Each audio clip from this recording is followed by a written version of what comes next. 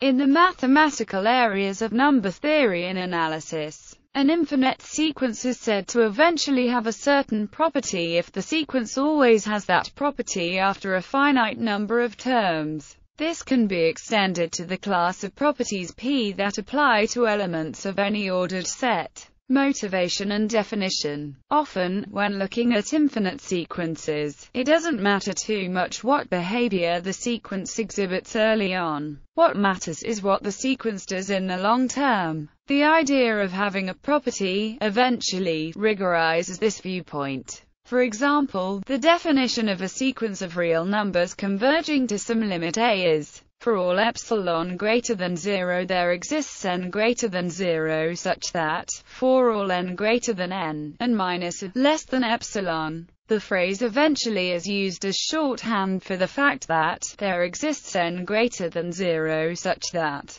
for all n greater than n. So the convergence definition can be restated as: for all epsilon greater than 0, eventually, and minus a less than epsilon. In this setting it is also synonymous with the expression, for all but a finite number of terms, not to be confused with for almost all terms, which generally allows for infinitely many exceptions. A sequence can be thought of as a function with domain the natural numbers, but the notion of eventually applies to functions on more general sets, specifically those that have an ordering and no greatest element. In general, if S is such a set and there is an element S in S such that the function f is defined for all elements greater than S, then f is said to have some property eventually if there is an element x0 such that f has the property for all x greater than x0. This notion is used, for example, in the study of Hardy fields,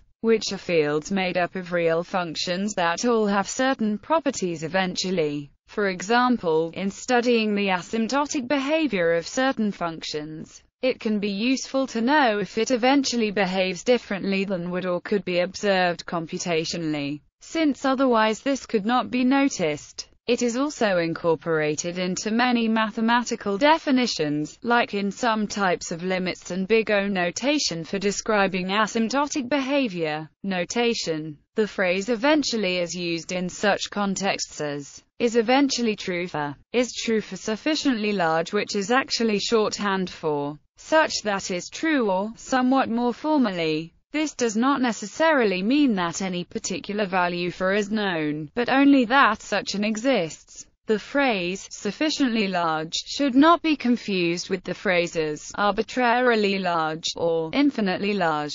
Other uses in mathematics. A sufficiently large manifold is a manifold containing a properly embedded two-sided incompressible surface.